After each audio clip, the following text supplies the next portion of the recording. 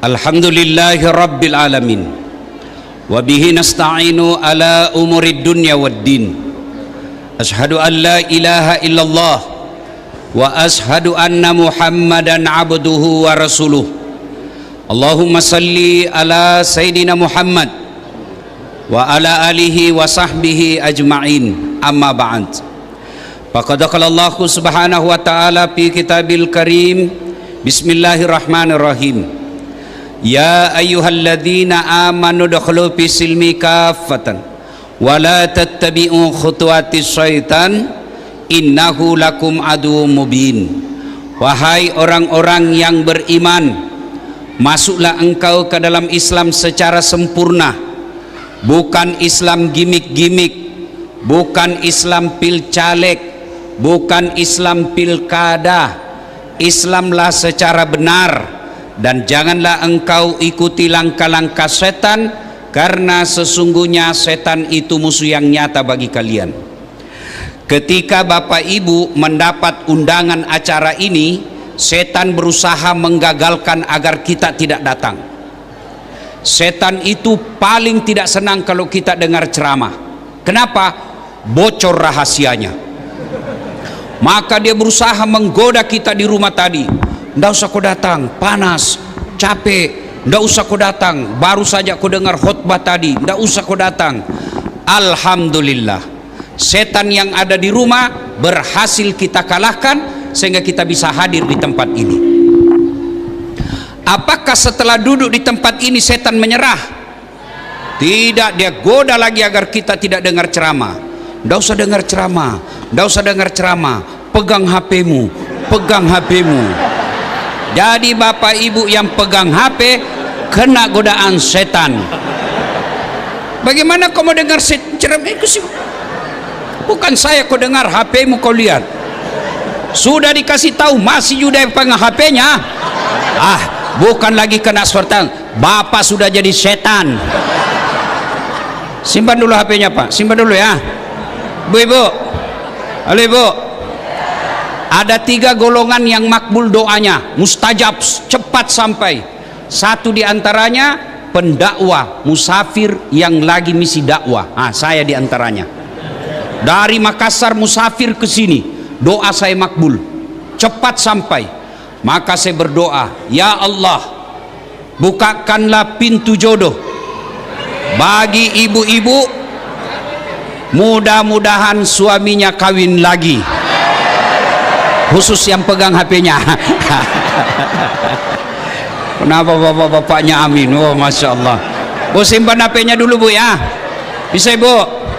Bisa. Ustadz kita mau rekam. Kalau Ibu rekam gambarnya kabur, suaranya bising.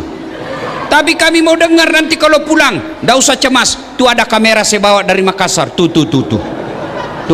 Tapi kau bawa pulang Ustadz, jangan cemas, nonton di YouTube. Tablik Akbar Masjid Osman Al Khair.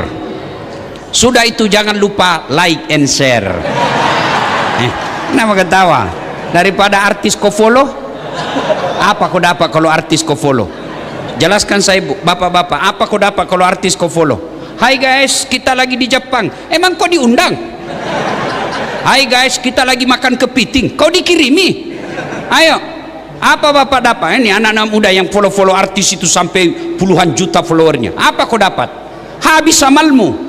Kelihatan dadanya, kelihatan pahanya, joget. Enggak juga kau dikasih pegang. Napakah Cina-Cina mau? Jangan ketawa, saya serius ini. Coba kalau kau follow Mahfud MD, kau paham tentang hukum, kau paham tentang agama. Kau follow majelis ulama, kau dapat ilmunya, tambah imanmu. Kau amalkan ilmunya, tambah pahalamu. Kau sebarkan di grup WhatsApp, tambah lagi amalmu, namanya amal jariah. Maka yang belum follow Dasat Latif, follow Dasat Latif.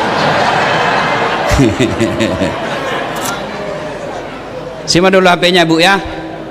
Bu, simpan ya, bisa? Bisa. Waqala idzan bismillahirrahmanirrahim. Innallaha wa malaikatahu yusalluna 'alan nabi ya ayyuhalladzina amanu sallu alaihi wa sallimu taslima. Sesungguhnya Allah dan para malaikatnya bersalawat kepada Rasulullah Muhammad sallallahu alaihi wasallam. Maka wahai orang-orang yang beriman, bersalawatlah kalian kepada Rasulullah dengan sebaik-baik salawat. Suatu kali Nabi lagi duduk-duduk dengan malaikat Jibril. Tiba-tiba Nabi melihat ada malaikat lebih sejuta jari-jarinya. Ibu-ibu, berapa jari-jarinya, Bu? Berapa? 10. Cacat kok itu. Tidak ada kakimu. 20. Ini malaikat lebih sejuta jari-jarinya. Nabi kagum dan terpersona. Ya Rasul, ya Jibril, malaikat apa itu? Banyak betul jari-jarinya. Jibril menjawab, itu malaikat yang Allah tugaskan mencatat air ketika hujan. Lalu Nabi tanya malaikat itu, wahai malaikat, apa betul kau mampu mencatat air ketika hujan? Iya, ku catat yang jatuh di laut, ku catat yang jatuh di gunung, ku catat yang jatuh di darat. Tak setetes pun tidak aku catat, maka aku sibuk dengan jariku yang banyak ini. Lalu malaikat ini berkata, ya Muhammad, ada satu yang tak mampu aku catat. Kenapa? Jumlahnya lebih banyak daripada air hujan. Apa gerangan? Ketika umatmu berkumpul di satu tempat seperti kita sekarang ini, lalu mereka bersalawat bareng-bareng kepadamu, aku tidak bisa mencatat betapa banyak pahala yang Allah turunkan di tempat itu. Ini rahasia, Pak, jangan sampaikan yang tidak datang. Ibu-ibu, ini rahasia. Bu, orang masuk surga bukan karena tidak ada dosa. Pahamkan baik-baik. Orang masuk surga bukan karena tidak ada dosa. Kalau orang masuk surga karena tidak ada dosa, tidak ada isinya surga kecuali Nabi Muhammad SAW. Mana ada manusia yang tidak ada dosanya? Ayo, mana di sini tidak ada dosanya? Ini. Muka-muka penuh dosa juga ini. Ayo, mana tidak ada dosanya? Ini yang ceramah. Banyak juga dosa saya, Pak. Apalagi kalau saya pergi jogging, habis amal saya. Sebelah kanan ketek, sebelah kiri dada, dari belakang pantat. Dia bilang mahasiswaku, kenapa kau lihat Ustaz? Pasti dilihat barang bagus. Mana ada orang tidak ada dosanya? Jangankan kita, sampean sedulur-sedulur, kurang apa mulianya para nabi? Apa pakai sampean pikir nabi tidak ada dosanya? Nabi pertama, Nabi Adam, ada dosanya. Apa dosanya? Makan buah khuldi. Turun sedikit, kakek para nabi, Nabi Ibrahim, ada dosanya. Apa? Bohong ketika diadili Raja Namrud. Nabi Yunus ada dosanya. Kapan? Ketika dia berdakwah putus asa, dia tinggalkan umatnya. Nabi Nuh ada dosanya, gagal didik anaknya. Nabi Lut ada dosanya, gagal dia didik istrinya. Itu nabi, apalagi kita ini yang banyak pinjol. Mana ada orang tidak ada dosanya? Semua kita punya dosa. Lalu kenapa orang masuk surga, Ustaz? Ditimbang pahalanya sebelah kanan, timbang dosanya sebelah kiri. Ternyata setelah timbang punya timbang, maka lebih banyak pahalanya daripada dosanya, masuk surga. Meskipun selisihnya 0,1%. Maka sedulur-sedulur, kalau tidak banyak amal, jangan banyak dosa. Kalau banyak dosa, harus yakin lebih banyak pahala. Maka saya mau ajak berbuat amal. Bisa? Bisa? Itulah dulu ulama-ulama ahli sunnah wal jamaah dari Jawa, terutama Jawa Timur. Mereka kalau kumpul umatnya, mereka ngajak bersalawat bareng-bareng. Kenapa? Karena ulama kita dulu tahu kalau berkumpul dan bersalawat, pahalanya lebih banyak daripada air hujan. Maka bersalawatlah Bapak Ibu saudara-saudara sekalian. Wa khalaidan, bismillahirrahmanirrahim. Ya ayyuhalladzina amanu taqullaha haqqa tuqatih wa la tamutunna illa wa antum muslimun. Wahai orang-orang yang beriman, bertakwalah kalian kepada Allah dengan sebenar-benarnya takwa, dan janganlah kalian mati kecuali dalam keadaan beragama Islam. Ayat ini Jumat dibacakan khatib, termasuk guru kita tadi Profesor Dr. Mahfud MD. Ketika khatib mimbar tadi, beliau pun membaca ayat ini. Dari ratusan ribuan ayat dalam Quran, ayat ini selalu diulang-ulang. Kenapa? Ayat ini penting. Wahai orang-orang yang beriman, bertakwa kalian kepada Allah sebenar-benar takwa, dan jangan kalian mati kecuali dalam keadaan beragama Islam.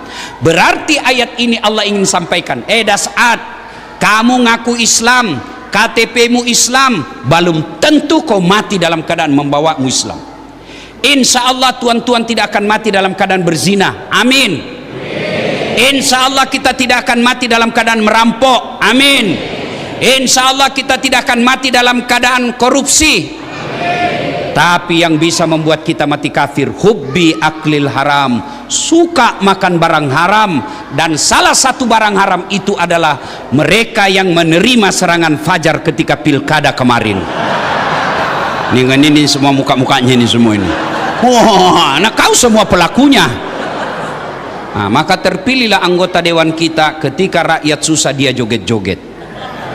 Terpilihlah pemimpin kita ketika kita susah mereka tidak peduli dengan kita. Apa yang dia pikir? Saya sudah kasih kau 300.000. Maka yang lalu biarlah berlalu. 2029 ke depan jangan lagi terima serangan fajar. Bisa? Bisa? Serius bisa? Dengarlah janji hambamu ya Allah. Mereka nanti yang masih terima serangan fajar buat hidupnya menderita lahir batin. Hampa. Bapak Ibu saudara-saudara sekalian yang terhormat, guru saya Profesor Dr. Mahfud MD, tokoh nasional, cerdas dan berani.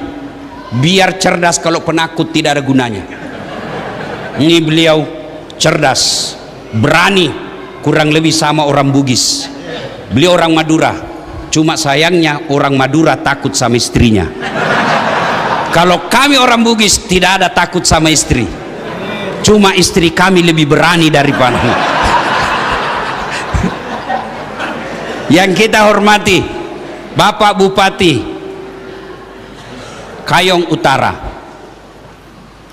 yang kita hormati Wakil Bupati, beliau ini orang hebat, bisa mewakili bupati, sementara bupati tidak bisa mewakili beliau. Alhamdulillah. Siapa lagi yang kita hormati? Yang kita hormati Sahibul Bait, mewakili ayahanda beliau, Adinda Raja Sabta Oktahari beserta adinda beliau, adiknya. Bu, saya tanya dulu Ibu, kenapa Ustadz Dasat dan Mahfud MD bisa sampai di sini? Saya mau jelaskan. Kenapa? Karena ada Pak Oso yang ngundang saya. Kalau Ibu majelis taklim, seragamu aja belum lunas. Maka inilah pentingnya ada orang kaya di kampung. Tapi biar kaya kalau pelit tidak ada gunanya. Alhamdulillah keluarga besar Bapak Osman Sabta Odang kaya, populer, dermawan. Alhamdulillah, kita doakan panjang umur. Mana lagi yang mau dihormati? Mantan bupati. Mana lagi? Ketua Majelis Ulama Indonesia. Mana lagi? Rektor insyaallah UIN. Semua deh, semua. Waktu habis. Ya. Ibu-ibu, Ibrahim alaihissalam kaya Bu, tapi hebatnya apa itu? Apa itu? Oh, drone. Oh, biasalah itu Bu. Ya, untung bukan gigi kita yang jatuh. Pak Bu, Ibrahim alaihissalam ini kaya. Sampai kekayaannya dalam sejarah diceritakan binatang ternaknya saja lebih 12.000 binatang ternaknya. Tapi hebatnya kaya galau, kaya gelisah. Apa gelisahnya? Jangan sampai ini harta yang saya miliki menguasai hati saya sehingga saya tidak bisa terlepas dari hartaku. Dia sengsara pikirannya Pak, cemas. Kenapa cemas? Jangan sampai ini harta lebih saya cintai daripada Allah. Kalau kita Pak sengsara karena tidak ada harta. Ini Ibrahim sengsara pikirannya karena kebanyakan harta. Maka untuk menghilangkan cintanya, terikatnya kepada harta, dia menyembelih binatang. Menyembelih apa, Dek? Binatang. Berapa dia sembelih? 1000 ekor domba, 300 ekor sapi, 100 ekor onta. Kira-kira kalau dirupiahkan sekarang kurang lebih 7 miliar. Maka seluruh makhluk memuji, termasuk malaikat. Kira-kira bahasanya begini kalau di Makassar, jago kok Ibrahim, luar biasa kok, banyak sekali kok potong binatang. Apa Nabi bilang Ibrahim? Ini kecil, ini binatang. Coba ada anakku juga saya potong. Kenapa? Waktu itu tidak ada anaknya. Beginilah biasanya bahasanya caleg. Tenang sampean, saya terpilih sedulur-sedulur, ojo ragu-ragu. Ono masalahnya, telepon saya 24 jam. Begitu terpilih, dia ganti nomor HP-nya. Ada begitu di sini? Ada. Kau salah, kenapa kau pilih? Wah, Ustadz, tenang Ustadz. Kalau saya nanti punya mobil, saya antar Ustadz kemana-mana ceramah. Begitu ada mobilnya, nggak ngantar ceramah, kemana dia ngantar artis. Lalu Ibrahim kelepasan ngomong. Dia bilang, andai saja ada anakku saya potong. Berlalulah bertahun-tahun. Ibrahim dengan istrinya Siti Sarah tidak punya anak.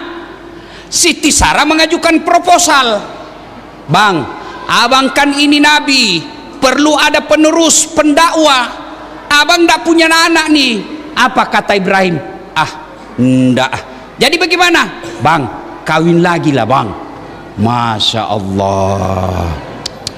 Kalau bapak disuruh kawin sama istri, saya misalnya Pak, weda saat kau kawin, merdeka. Tapi apa kata Ibrahim alaihissalam? Enggak sayang, kalau inilah takdirku, biarlah ini. Tapi kau harus nikah supaya ada anakmu. Enggak, saya tidak sampai hati, kita akan sehidup semati. Masya Allah, dipaksa nikah tidak mau Pak. Sebagian kita dilarang sembunyi-sembunyi Pak. Akhirnya desak-desak, Ibrahim pasrah. Oke lah, kalau begitu maumu. Tapi sama siapa? Kata Siti Sarah, Bang, ndak usah jauh-jauh. Nih Hajar. Siti Hajar ini pembantunya Ibrahim. Ini menunjukkan tuan-tuan, tidak ada suami istri yang ikhlas kasih nikah suaminya 100%.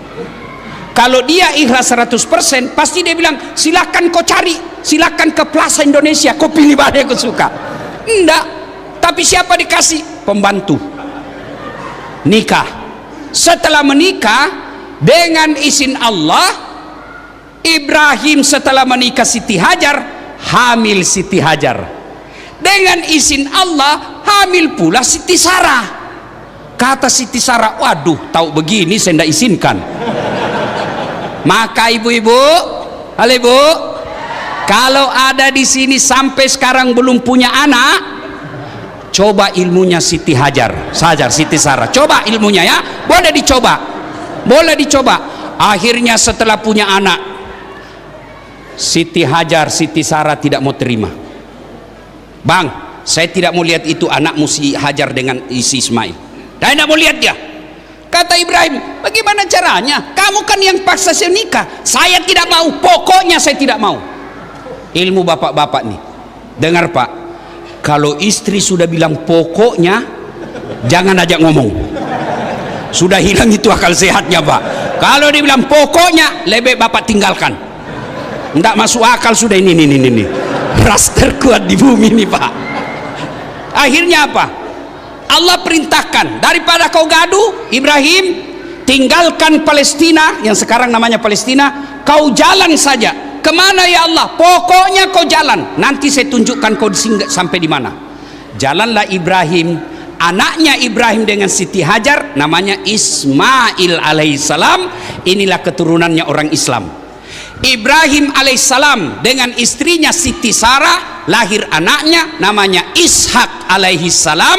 Inilah keturunan orang Yahudi. Jadi kita dengan Yahudi sebenarnya satu keturunan kakek, cuma Yahudi kurang ajar. Nah, jalan Ibrahim, Siti Hajar. Kata Siti Hajar, kemana kita? Saya juga tidak tahu. Allah memerintahkan, Tuhanku perintah, jalan dari Palestina, lalu singgah kau di situ. Kata Allah, Ibrahim, kau singgah di tumpukan batu itu. Tumpukan batu itulah sekarang Pak namanya Ka'bah. Setelah singgah, lalu Allah perintahkan, Ibrahim, sampai tujuanmu, balik lagi kamu ke kampung asalmu. Untuk apa ya Allah? Pokoknya kau balik. Lalu Ibrahim berkata kepada istrinya, sayangku, dalam kitab tidak ada sayangku. Ini supaya enak, soalnya panas begini Pak ya. Saya diperintah Allah untuk balik lagi ke Palestina. Kata Siti Hajar, untuk apa? Saya diperintah Tuhanku. Kata Ibrahim, Bang, teganian kau Bang, kau tengok ini Bang, pasir, ndak ada pohon, ndak ada air, ndak ada tanda-tanda kehidupan. Kau nak tinggalkan saya dengan anakmu yang masih kecil ini? Teganian kau Bang. Apa kata Ibrahim? Saya pun tidak tega, tapi ini perintah Tuhanku. Lalu Siti Hajar berkata, Bang, kalau ini perintah Tuhan, don't worry, be happy. Ndak ada dalam kitab ini, ndak ada. Ini bahasa dasar aja ini ya, supaya gaya-gaya sedikit ya kan. Jangan cebas Bang, silakan jokani launi daeng. Ada Bugis di sini? Ada Bugis? Coba angkat tangan orang Bugis. Masya Allah, kemana-mana saya ceramah selalu ramai orang Bugis. Saya pergi ke Sabah Sarawak, Malaysia, banyak orang Bugis. Saya pergi ke Singapura, ada Bugis Street. Saya pergi ke Cape Town, ada juga orang Bugis.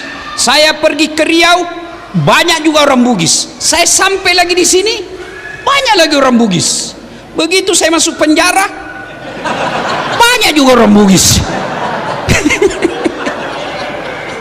Jago ini orang Bugis Pak ya. Akhirnya kata Siti Hajar, Daeng, kalau ini perintah Tuhan, silahkan berangkat. Tidak usah cemaskan saya akan urus anakku. Berangkatlah Ibrahim alaihissalam ke Palestina. Siti Hajar, anaknya menangis Ismail. Kenapa? Kehausan di tengah padang pasir. Siti Hajar tidak putus asa. Dia berikhtiar, dia bekerja. Caranya apa? Dia kejar air. Ibu-ibu pernah berdiri di tengah jalan raya aspal, lalu kita tengok jauh di tengah matahari panas terik begini, biasa ada air kan kelihatan ya. Itu bahasa Indonesianya fata morgana. Siti Hajar lihat, wih air, dia kejar sampai tidak ada, dia kejar lagi. Itulah sekarang dalam ritual haji namanya sa'i, perjalanan lari-lari kecil antara Safa dan Marwah. Ternyata berulang sekarang di 2026. Fata morgana yang dilihat oleh Siti Hajar waktu itu sekarang lebih modern, namanya hoax. Apa namanya? Hoax, berita bohong, hoax. Dan kalau Siti Hajar lari namanya sa'i, kalau kita sekarang namanya AI. Orang bule bilang AI. Itulah AI, palsu, dan saya selalu jadi korbannya. Muka-muka saya, wajah-wajah saya, video-video saya, suara-suara saya, tapi narasinya jual obat kuat. Waduh, menghina ini. Saya masih kuat. Saya langsung saya japri itu yang punya akun di Facebook. Saya tuntut kau, hapus itu. Istri saya yang pertama lihat, dia bilang menghina. Ustadz kan masih kuat, saya masih kuat Prof, masih bisa 5 kali satu hari Pak. Nah, salah paham lagi nih Pak, 5 kali ceramah maksud saya. Akhirnya lari-lari kecil, itulah sai sekarang. Lari lagi, tidak dapat. Pasrah Siti Hajar. Ya Allah, bantu kami, selamatkan saya dan anakku. Lalu Allah terpersona dan memerintahkan, Jibril, kau turun bantu Siti Hajar, hentakkan kakinya Ismail di pasir. Dan dihentakkan kakinya. Begitu dihentakkan kakinya di pasir, keluar air, muncrat. Lalu melihat air itu, Siti Hajar berkata, Zam-zam, Zam-zam, air yang muncrat, air yang muncrat. Itulah air Zam-zam sekarang. Saya doakan yang belum minum air Zam-zam, mudah-mudahan Allah berikan kemampuan, kesempatan untuk meminum air Zam-zam di sumbernya. Amin. Sudah, berlalulah, beredar berita ada air, sumber mata air di padang pasir, di tengah gurun, airnya muncrat tidak pernah habis. Maka beredarlah itu informasi, datanglah orang dari segala penjuru, membikin tenda, membikin penginapan, membikin pemukiman. Itulah sekarang yang dulu namanya Hijaz, sekarang namanya Makkah. Ini mengganggu anak-anak kita di atas ini. Inilah bapak-bapak pelanggaran kita anak-anak. Bapak, saya tidak salahkan mereka, yang saya salahkan orang tuanya. Saya ini Pak, bukan alumni pesantren, tapi kalau ada pengajian begini, bapakku dia suruh saya duduk di sampingnya. Duduk kau di sini, dengar itu. Kalau kau tidak tahu yang saya jelas, kau tanya nanti saya tampelin kau. Dulu bapak saya dulu Pak. Akhirnya meskipun saya tidak pernah pesantren, saya bisa jadi ustadz. Sekarang lihat anak-anak kita sekarang, bapaknya duduk ceramah, dia bilang, kau pergi main nak. Tahan curah-curah dia di atas Pak. Mestinya itu, jangan ketawa, saya serius ini. Mesti itu anak disuruh duduk di sampingnya bapak. Ketemulah mereka. Dia bilang, orang bugis mengenggo nih, si lelu-lelu nih asik. Lalu apa kutu? Nah bapak ibu saudara-saudara sekalian, lalu kita lanjut cerita. Itulah Hijaz yang kita sebut sekarang Makkah. Nah, berlalulah waktu. Tanggal 8 Zulhijjah, mimpi di malam hari Nabi Ibrahim. Ibrahim, kamu pernah berjanji kalau ada anak saya potong. Sekarang ada anakmu, potong itu anakmu. Ibrahim bangun, cuy. Ini mimpi atau wahyu? Kalau mimpi, kenapa anak disuruh potong? Keterlaluan betul. Lama ditunggu disuruh potong. Kalau ini mimpi, kenapa kok jelas sekali? Ibrahim berenung-renung, berpikir mimpi wahyu, merenung lama. Maka kita sekarang tanggal 8 Zulhijjah disebut hari Tarwiyah atau hari berpikir-pikir, sunnah puasa hari Senin kemarin. Yang tidak puasa, wassalam. Tahun depan kita puasa insya Allah umur panjang. 9 Zulhijjah, mimpi lagi Ibrahim malam. Ibrahim, bayar utangmu, kau sudah nasar, potong itu anakmu. Ibrahim bangun. Ini bukan mimpi, ini wahyu dari Allah. Yakin dia, maka kita tanggal 9 Zulhijjah sekarang disebut hari Arafah atau hari penuh keyakinan. Sunnah puasa kemarin. Yang tidak puasa, wassalam. Tanggal 10 Zulhijjah, Ibrahim panggil anaknya, Mail, Ismail, Mail. Sini dulu Mail. Apa Pak Ceh? Apa Papi? Begini nak, saya ini mimpi diperintah Allah potong kamu. Menurut kamu bagaimana?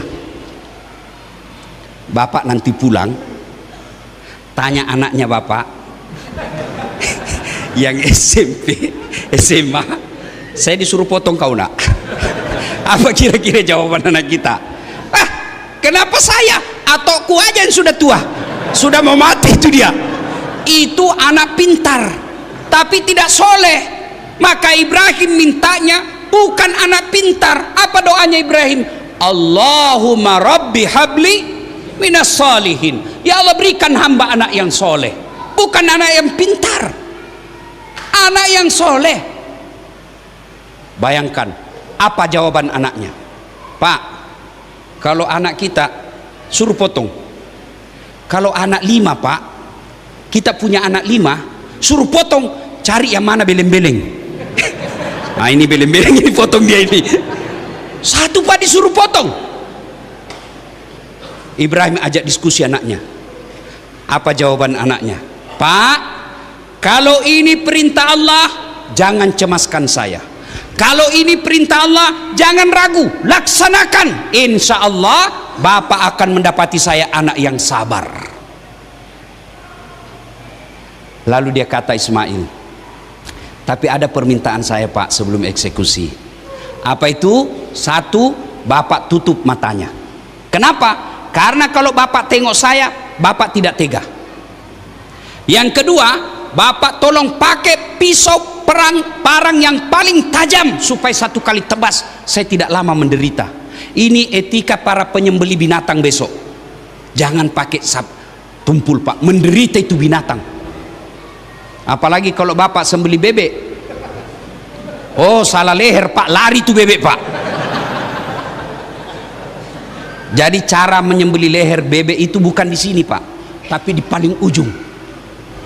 Kalau dia di tengah, lari tuh. Begitu juga ayam. Sudah. Apalagi nak? Yang ketiga, tolong ikat tangan dan kakiku Pak. Kenapa? Supaya saya tidak meronta-ronta kesakitan. Yang keempat Pak, bajuku ini jangan kena darah. Supaya apa? Ibuku tidak melihatnya. Yang kelima, Pak, kalau saya sudah meninggal, jangan ada anak-anak seumuranku lewat depan rumah saya, supaya ibuku tidak mengenang lagi saya. Oke, pergi. Tanggal 10 Zulhijjah itulah kita sekarang dengar dengan nama Hari An-Nahar atau hari melaksanakan janji dan juga sunnah puasa. Puasanya tidak sampai maghrib seperti tadi. Malam kita niat puasa, besoknya selesai Idul Kurban, Lebaran pulang ke rumah makan. Itu bedanya Idul Fitri. Kalau Idul Fitri sunnah makan dulu baru pergi Idul Fitri. Kalau Idul Kurban jangan makan, selesai Idul Kurban baru makan, sama nilainya 1 hari puasa. Yang tidak lakukan tadi, wassalam. Tahun depan kita tunggu, ya kan? Nah sudah, jalanlah Ibrahim ke istrinya. Hajar, ya bang, tolong komandi anakmu baik-baik. Kasih baju yang baru, kasih parfum, sisir yang rapi. Kenapa bang? Saya mau bawa jalan-jalan. Oke bang. 10 Zulhijjah pergilah Ibrahim bersama anaknya. Begitu jalan Ibrahim dengan anaknya, setan kepanasan. Wah, Ibrahim betul-betul dia laksanakan perintah Tuhan. Dia datang bujuk. Baim Ibrahim, bukan yang artis. Ibrahim, kau balik lengok anakmu. Puluhan tahun kau harap, lagi lucu-lucunya. Masa kau mau potong? Tuhan apa itu Tuhanmu? Mendengar ini, Ibrahim ambil batu Pak. Setan kau ya, jangan banyak bicara situ. Ishab ya, pergi kau. Kena kepalanya. Sampai ke tapang, balik lagi. Kan? Gagal dia goda Ibrahim, dia datang ke bininya. Hajar, kau tahu mau dibawa kemana itu anakmu? Iya, mau jalan-jalan sama bapaknya. Kau ditipu. Maksudnya apa? Dia bukan mau bawa jalan, dia mau potong itu anaknya. Sembarang kau bilang, mana ada bapak mau potong anaknya? Itu juga yang saya bingung. Kenapa dia mau potong? Katanya perintah Tuhannya. Bu, dengar. Begitu dia bilang katanya perintah Tuhannya, Siti Hajar ambil batu. Hei setan, kalau itu perintah Tuhan, jangankan anakku, saya juga siap dipotong. Pergi kau. Bah! Kata setan, deh lebih gila dari suaminya nih. Ya kan? Gagal. Apa setan menyerah? Tidak Pak. Sampai lagi di Apa itu nih? Saya lupa nama kabupatennya tadi, dikasih tahu saya Pak. Balik lagi Pak. Mail lagi dia goda. Ismail, Kayong Utara. Mas Ismail, Mais, apa? Kau tahu umur bawa kemana? Ismail tidak bicara Pak, dia ambil batu.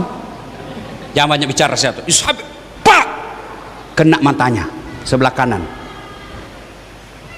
Itu melempar sekarang dalam ritual haji disebut melempar 3 jumroh. Setan besar, setan tengah, setan kecil. Usta, Uqabah, Ula. Kalau dulu yang kita lempar tugu seperti ini, bulat, jadi susah kenanya. Sekarang dinding.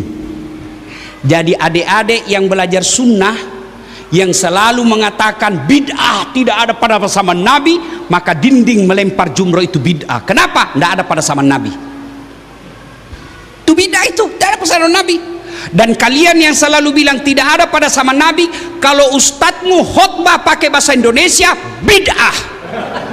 Kenapa? Nabi tidak pernah khutbah pakai bahasa Melayu. Maka yang baik, silakan kau laksanakan apa yang kamu yakini tanpa kau tuduh orang tidak sunnah. Saya selalu jadi korban, dibilang ustadz stand up. Apa kau maulid katanya memelihara sunnah, kau tidak pelihara sunnah. Saya bilang, kenapa kau tuduh saya tidak pelihara sunnah? Buktinya kau tidak punya jenggot. Ya mau diapa kalau tidak mau tumbuh?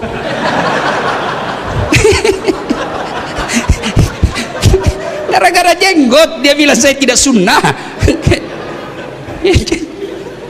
Nah, sudah melempar 3 jumroh itulah kejadian waktu Ibrahim mau gerek anaknya. Ada jamaah haji Pak dari Indonesia, dia ambil batu, dia sudah lihat itu, inilah setan yang selalu menggoda saya. Bismillah, Allahu Akbar. Kembali itu batu Pak, melentingkan dinding, melenting, hampir kena kepalanya. Penasaran dia pungut itu batu. Begitu dia lihat ada tulisan, sesama setan dilarang saling melempar. Dia bilang, di sini kau lempar saya, di Indonesia kita sama-sama mencuri MBG. Di sini kau lempar saya, di Indonesia sama-sama kita rampok MBG. Katanya 19.000 seekor sapi tiap hari, tapi kita tidak pernah lihat sapi MBG. Setan.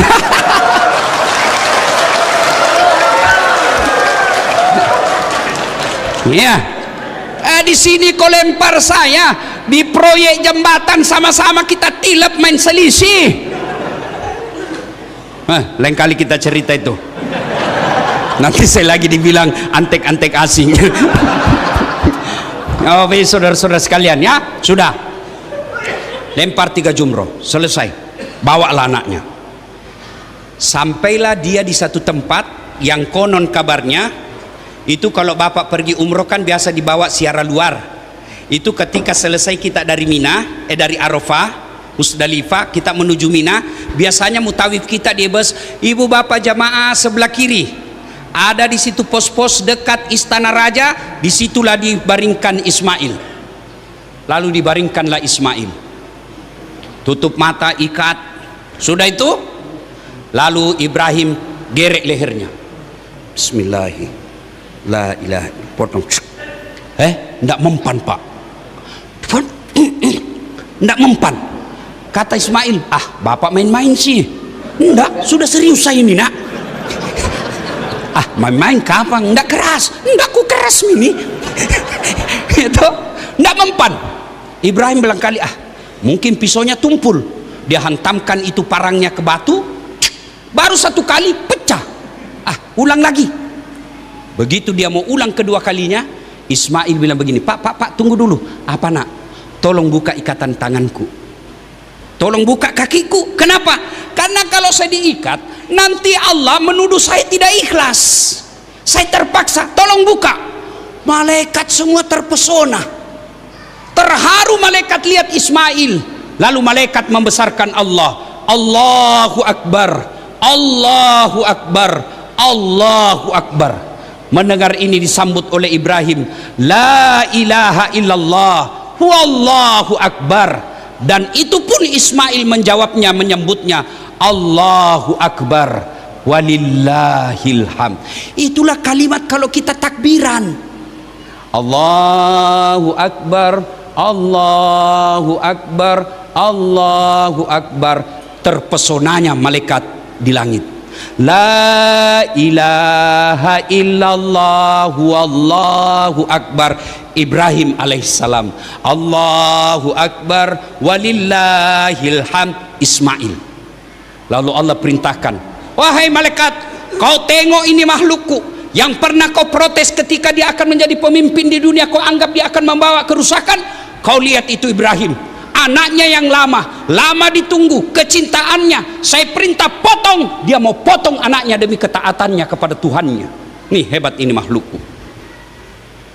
Jibril, kau ke sorga ambil kibas, ganti lehernya Ismail untuk menutup nazarnya Ibrahim.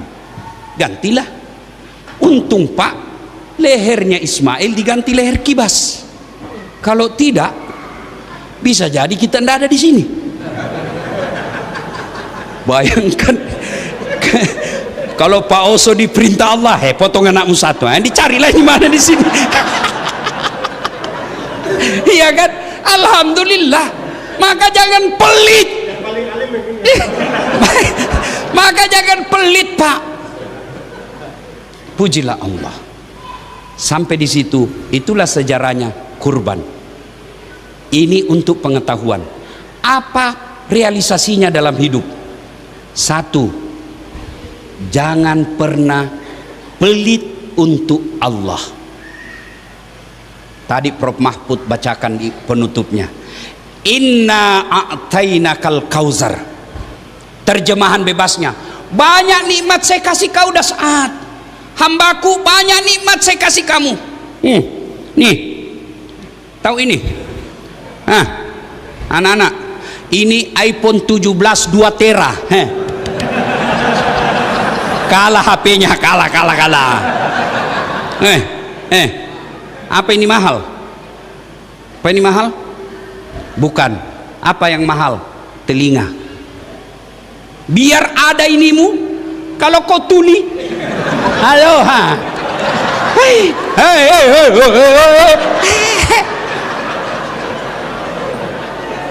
Iya, berarti bukan handphone yang mahal. Apa yang mahal? Telinga. Allah kasih kau gratis. Dan hebatnya ini telinga, dia bisa bedakan mana suara suami istrimu, mana mantanmu. Dan tidak perlu kursus. Coba bayangkan. Ini ada kameranya Pak. Ini kameranya Pak, yang hitam bisa jadi putih. Yang putih ada jerawatnya, bisa dia kasih mulus. Tapi apa kameranya yang mahal? Bukan. Apa yang mahal? Matamu. Ini saya mengajar Prof di Unhas, mata kuliah namanya sinematografi, fotografi.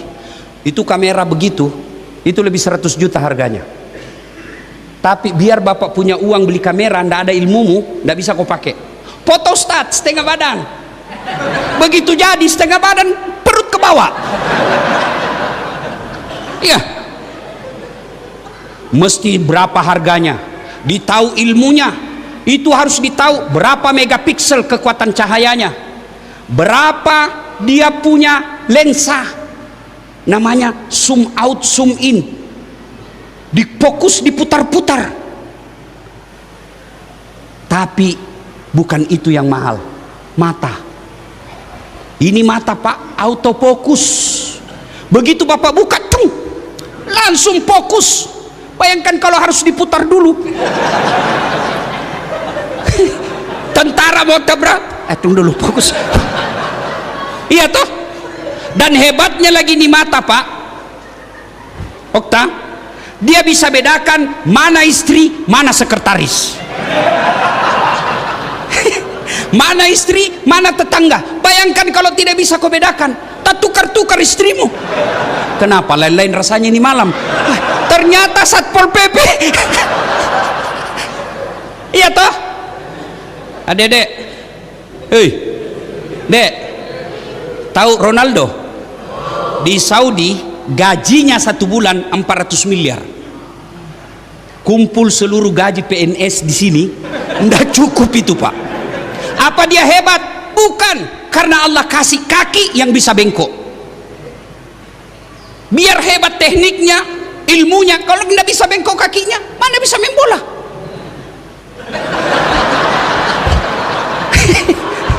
Iya toh? Kenapa saya bisa datang ceramah di sini? Karena kaki saya cantik gantian jalan. Bayangkan kalau dia tidak mau gantian jalan, nggak gerak saya pak, capek. Iya toh? Atau dia mau jalan bersamaan, maka kita ucapkan alhamdulillah. Alhamdulillah. Ibu-ibu, mau cepat kaya? Mau? Jual jantungmu. Jantung di Hong Kong harganya sekitar 7 sampai 10 miliar.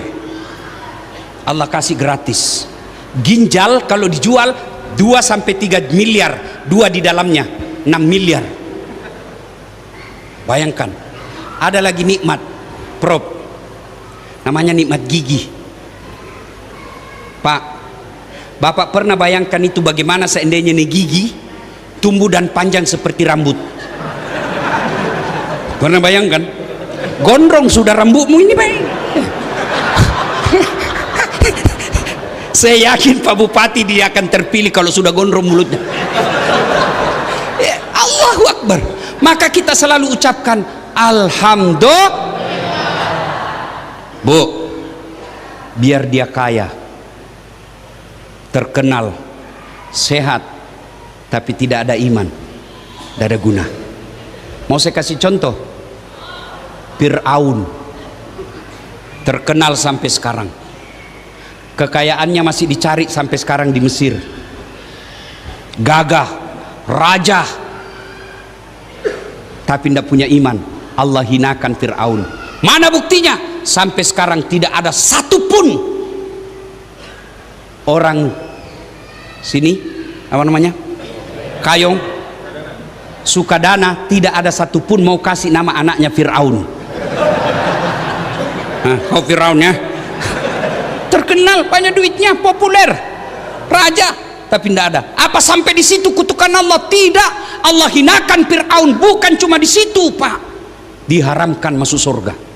Kalau kita 50-50, ada harapan masuk surga, terbuka peluang masuk neraka.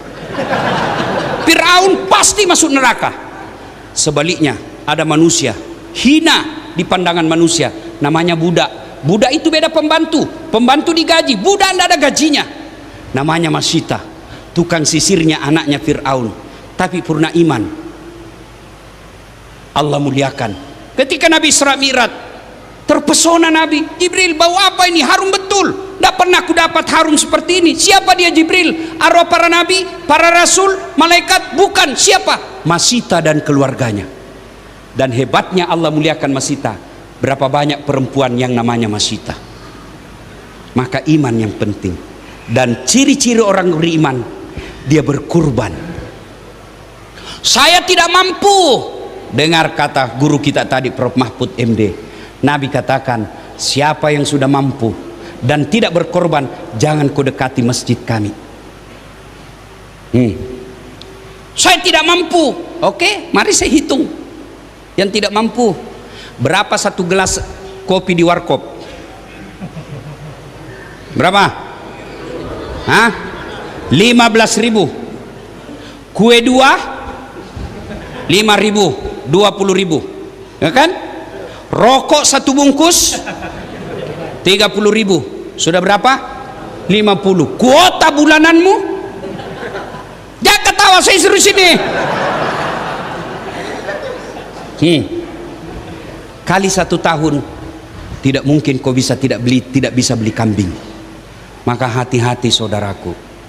Inna a'tainakal kausar, kata Allah. Saya kasih kau nikmat. Maka Allah tidak minta kita banyak. Allah cuma minta apa? Fasalli li rabbika wanhar. Sholatlah kalian.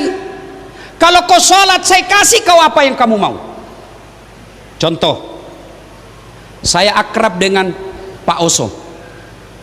Saya datang ke Jakarta. Tapi puang, saya lagi di Jakarta ini, saya mau keliling-keliling cari orang Bugis keluarga saya, tapi tidak ada mobilku. Kata Puang Oso, tenang Ustaz, telepon Pak Eko. Kok siap? Itu ada Dasat Latif di bandara. Kau bawakan mobil full tangki, tapi jangan lupa kasih pembeli oleh-oleh. Contoh, ini biar contoh cemburu juga Pak. Udah. 1 jam kemudian datang Pak Eko. Pak Ustadz, ini ada kunci mobil, silakan gunakan selama Ustadz di Jakarta, full tangki. Ini juga ada pembeli oleh-oleh dari Pak Oso. Selesai urusan saya soal mobil. Kenapa? Saya akrab sama yang punya mobil. Sebaliknya ada dari Makassar, tidak pernah ketemu, tidak pernah dengar nama, tidak pernah lihat wajahnya, datang Jakarta. Tapi puang, pinjam dulu mobilnya. Siapa ditelepon? Pak Oso. Kapolres. Tangkap itu tukang tipu itu. Tidak pernah ketemu kok, pinjam mobil, tangkap dia. Begitu juga dalam hidupmu sedulur-sedulur. Tidak pernah kau sholat. Sholat cuma hari Jumat, paling terlambat datang, paling cepat pulang. Orang khotbah kau tidur. Ada masalah dalam rumah tangga, ya Allah capek saya hidup, capek saya hadapi hidup ini ya Allah. Allah berfirman, malaikat karena dia sudah capek jalani hidup, cabut nyawanya. Nggih? Nggih? Tuan-tuan, tidak ada susahnya bagi Allah kasih dunia. Allah cuma minta perbaiki sholatmu. Saya kasih lagi contoh. Pak Oso punya ajudan, ya kan? Begitu beliau panggil ajudan, itu Pak Eko biar lagi duduk langsung lompat, siap. Kalau perlu lagi makan kacang, dia makan dengan kulit-kulitnya, siap. Iya toh? Kira-kira pernah ndak itu si Pak Eko dipanggil sama Pak Oso, Pak Eko tunggu dulu Pak, sini bapak ndak lihat saya sibuk. Wow, dipulangkan kau ke satuanmu. Itu manusia, betapa takutnya kita. Lalu kenapa ketika sedulur-sedulur dipanggil Allah, hayya 'alas shalah, apa jawaban sampean? Tunggu. Tuhanmu kau suruh menunggu, sementara Pak Oso saja kau tidak mampu bilang tunggu. Pantas 30 tahun kau merantau dari Jawa, 30 tahun kau merantau dari Sulawesi, sampai sekarang kau tidak bisa lepas dari kredit. Kenapa? Tuhanmu kau suruh menunggu. Sedulur-sedulur, tidak ada susahnya bagi Allah kasih yang kita mau. Allah panggil hayya 'alas shalah, cukup tidak? Dia ulang 2 kali, hayya 'alas shalah, belum datang. Allah tingkatkan kasih sayangnya dengan panggilan yang lebih mesra, hayya 'alal falah, sini bu, saya kasih apa yang kamu mau. Itu hayya 'alal falah, bahasa Indonesianya, sini saya kasih kamu kemenangan. Apa itu kemenangan? Yang kamu mau. Ya Allah, bahagiakan rumah tanggaku. Ya Allah, perbaiki kesehatanku. Ya Allah, jadikan anakku soleh dan soleha. Allah maha mendengar, maka dia panggilnya hayya 'alal falah, sini kamu, saya kasih kamu yang kamu mau. Tapi apa yang terjadi? Kita malah tidak datang. Wajar, hidup kita jauh dari apa yang kita inginkan. Saya sudah sholat Ustaz, betul kau sholat tapi tidak ikhlas. Hayya 'alas shalah, asar lagi. Kau tidak ikhlas. Saya sholat Ustaz, betul kau sholat tapi main-main.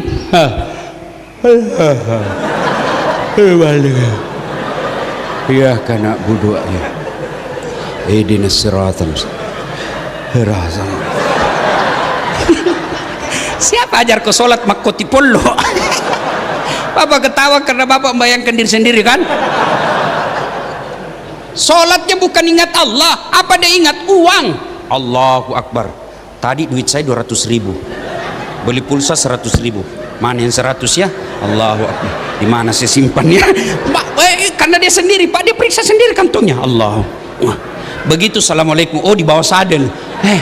Selama bapak sholat Maka pulang dari pengajian ini, cukuplah perbaiki sholat, itu sudah luar biasa.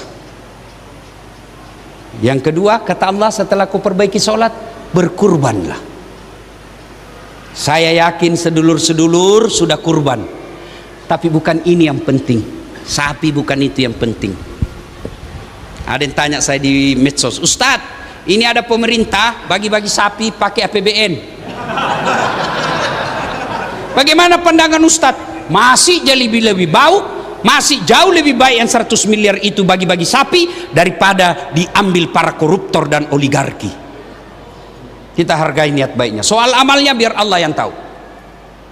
Udah? Nyembeli sapi bukan itu yang utama bagi Allah. Darah dan dagingnya tidak sampai kepada Allah. Tapi apa yang sampai? Kau potong sifat-sifat binatang dalam dirimu. Apa sifat binatang yang paling utama harus kita lawan? Kurangnya rasa malu. Qillatul haya, kata Nabi. Kurang rasa malu. Coba lihat itu sapi. Tahu sapi, Bu? Tahu sapi? Keliling aja tuh ndak pakai celana. Kurang rasa malu, Pak. Pejabat kita sekarang banyak yang menunjukkan kurang rasa malu. Bicara seenaknya, bicara tidak punya empati, bicara semau-maunya. Begitu diserang sama netizen, barulah dia minta maaf sambil pura-pura menangis. Itu orang rasa malu tuh, Pak. Dua, serakah. Serakah. Tahu serakah? Lebih bahaya dari pelit. Kalau pelit tidak mau diambil duitnya, Pak. Kalau serakah sudah tidak mau diambil, diambil uangnya orang. Tahu monyet? Tahu monyet? Kasih pisang, kasih lagi, dia pegang tangannya sambil mengunyah. Kasih lagi, pegang tangan kirinya. Kasih lagi kaki kanannya. Kasih lagi kaki kirinya. Kasih temannya, dia rebut lagi tuh. Monyet. Serakah. Banyak sifat-sifat yang mesti kita sembuh, tapi waktu terbatas. Bapak Ibu, inti terpenting, kalau Bapak punya sifat tidak bagus, tidak punya iman, maka Quran seperti dibacakan Prof Mahfud tadi, kalian lebih hina dari binatang. Tahu binatang, Bu? Kambing. Kakak saya Prof di kampung jual beli kambing. Itu kalau ada kambingnya nakal, suka diganggu temannya, jual itu kambing. Sampai di pasar ndak ada beli, bawa balik, potong. Dagingnya jadi sate, isi perutnya coto, kulitnya perhiasan, kakinya sop kikil, ekornya sop buntut, pipinya sop pipi, lidahnya sop lidah, pelirnya obat kuat. Ya toh, saya masih dapat waktu kecil itu, kalau kita tunggu itu pelirnya dipotong dua baru dibakar. Ya toh, kambing nakal boleh dijual, tidak ada yang beli, potong satu kampung boleh makan. Tapi kalau ada warga di sini suka dana, suka ganggu orang, ndak sholat, bau keteknya, busuk mulutnya, ndak ada duitnya, mau diapa? Siapa mau makan? Kau mau potong, siapa mau makan? Mau jual, siapa yang mau beli? Maka itulah kata Allah, mereka manusia kalau tidak punya iman dan akhlak lebih hina dari binatang. Maka tokoh nasional kita, pengusaha kita, Bapak Oso, tidak mau kalau warga kita di sini lebih hina dari binatang. Maka dia jemput Pak Mahfud MD beserta Dasat Latif untuk mengajak kita dakwah di tempat ini, supaya apa? Kita tidak lebih hina dari binatang. Tapi tidak ada gunanya ceramah saya ini kalau tidak ada perubahan yang kita bawa pulang, ya kan? Alhamdulillah, tidak gampang mendatangkan Prof Mahfud dan Dasat Latif, tidak gampang, bos. Saya selama jadi penceramah khutbah, apalagi setelah ada masjid ibu saya selalu khutbah di masjid saya. Tapi karena Pak Oso mengundang saya datang. Saya aja yang tidak sekampung Saya menghormati dan mendoakan. Masa sedulur-sedulur yang menikmati hartanya beliau tiba mendoakan. Ada salah dan hilap, malaikat aja ada, nabi aja ada salah dan hilap. Maka kita doakan keluarga beliau sehat walafiat. Amin. Terima kasih. Ingin rasanya berlama-lama, tapi waktu jualah yang membatasi kita. Insya Allah lain waktu dan kesempatan kita akan bertemu lagi. Sebelum saya akhiri, saya ingin berpantun. Bilang cakep ya? Ya? Ya. Ayo tinting naik perahu. Yang penting kita bersatu. Ayo tinting naik gerobak. Yang penting kita kompak. Ayo tinting masih sendiri. Urusannya Prof Mahfud MD. Semoga ada manfaat. Lebih dan kurangnya mohon dimaafkan. Usikum wa nafsi bitaqwallah. Fastabikul khairat. Assalamualaikum warahmatullahi wabarakatuh.